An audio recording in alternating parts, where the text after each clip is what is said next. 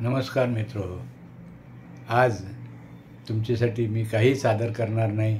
न कविता, न लेख, न कथा, न फिल्मी गाणे. बस तुमच्याशी असंच बोलावं वाटलं की वर्षभरापासून मी सोबत आहोत. माझं सादरीकरण तुम्हाला मी ऐकायला लावतो, पाहायला लावतो आणि तुम्ही शांतपणे माझ्या या सगळ्या उपक्रमाला भरभरून दाद देतात. लाईक, कॉमेंट्स आणि व्हॉट्सॲपवर सुद्धा तुमचे वैयक्तिक मेसेज येतात. हा उपक्रम आवडतो, याबद्दल सांगणारे, तेव्हा खूप छान वाटतं. वास्तविक आपण रोजच्या जीवनामध्ये जे काही करतो ते आपण स्वतःच्या आवडीचं जरी असलं तरी ते इतरांच्या आवडीशी कुठेतरी भावनिकदृष्ट्या मॅच होणारं असेल तर शेअर करा वाटणं अगदी स्वाभाविक आहे. आपण इंटरनेटवर असतो, फेसबुकवर असतो, व्हॉट्सॲपवर असतो, तर आपल्याला मित्रही आपलेपणाने त्यांचे शेअरिंग पाठवत असतात. आपण इतरांच्या कविता वाचतो, लेख वाचतो, कथा वाचतो, व्हिडिओ पाहतो. तर हे सगळं आपलं भावनिक देवाणघेवाण असते, भावनिक आदानप्रदान असते. यामध्ये महत्त्वाचा आपला फायदा काय होतो की भावनिकदृष्ट्या आपण कधीकधी खचून गेलेलो असतो, कधीकधी निराश झालेलो असतो, कधीकधी मनाचा उत्साह, उमेद हरवून गेल्यासारखं वाटत असतं.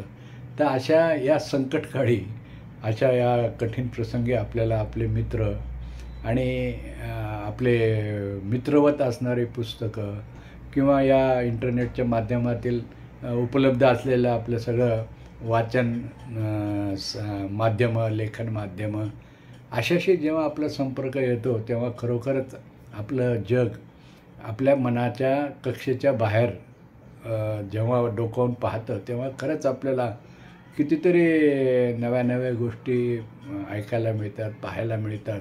आणि मग आपल्याला कळू लागतं की आपण खरंच फार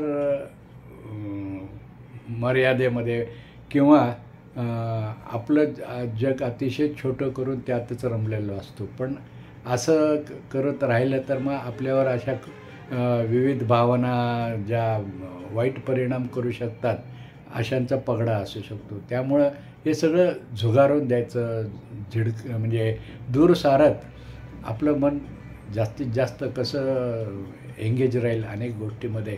कारण त्याच्यामुळं त्या नव्या गोष्टीमध्ये तुम्ही गुंतले, तुम्ही त्याच्यामध्ये रमले तर मनाला त्रासदायक अशा अनेक गोष्टी तुम्हाला आपोआप आपल्या मागे मागे पडल्याचं वाटेल, मागे मागे सोडून दिल्याचं वाटेल.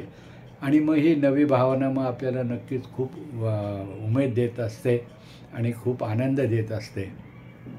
तर अशी माझी भावना जी आहे ती तुम्हाला तुमच्या मनासाठी आनंददायी वाटावी, काही वेगळा बदल जाणून देणारी असावी हीच अपेक्षा असते. त्यातूनच हा तुमच्याशी संवाद साधावा वाटतो. कधी गाणे शेअर करा, कधी कविता शेअर करा, कधी लेख शेअर करा.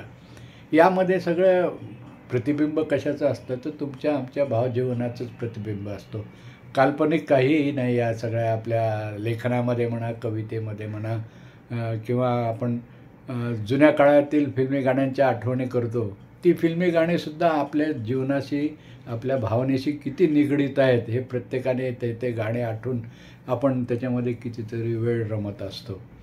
तर असा हा आजचा जो व्हिडिओ आहे तो निव्वळ तुमच्याशी संवाद साधणारा आहे.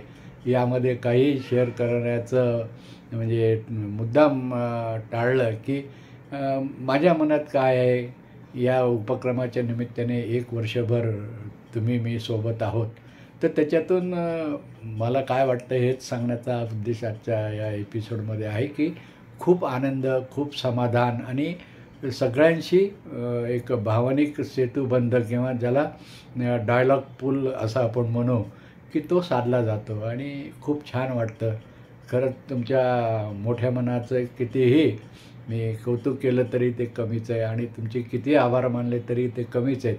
आणि आभार मानणं म्हणजे सुद्धा एक औपचारिकपणा असतो, कारण आपण शेवटी मित्र आहोत, एकमेकाला जाणून घेण्याचा प्रयत्न करत असतो. तर त्यामुळे आभार प्रदर्शन, धन्यवाद वगैरे हे शब्द आले की त्याच्यातले सगळे आपलेपणाचे काय थोडा डायल्यूट झाल्यासारखा वाटू लागतो.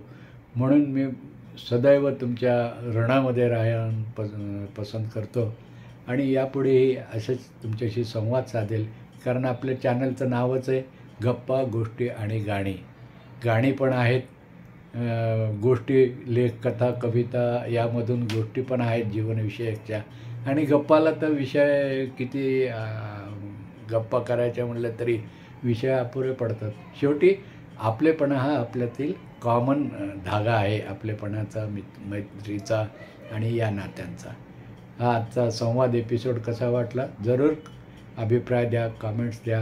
काही तुम्हाला व्हिडिओ अपेक्षित विषयावरच्या असावेत असं वाटत असेल तर त्याचीसुद्धा कमेंटमध्ये जरूर मला सूचना द्या.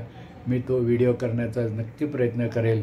मग तो कविता विषयक असेल तुमची अपेक्षा, किंवा फिल्मी गाण्याबद्दल की एखाद्या विशेष विषयावर आधारित गाण्याच्या आठवणी आपण करूया, हे सुद्धा मी करेल. तुम्ही जरूर मला सूचना द्या. तुमच्या सूचनांचं सदैव स्वागत आहे. आणि आपल्या चॅनलचे सबस्क्रायबर वाढवावेत यासाठी मला मदत करा मित्रहो. धन्यवाद. शब्द शुभेच्छा, स्वर शुभेच्छा. भेटू नव्या एपिसोडमध्ये.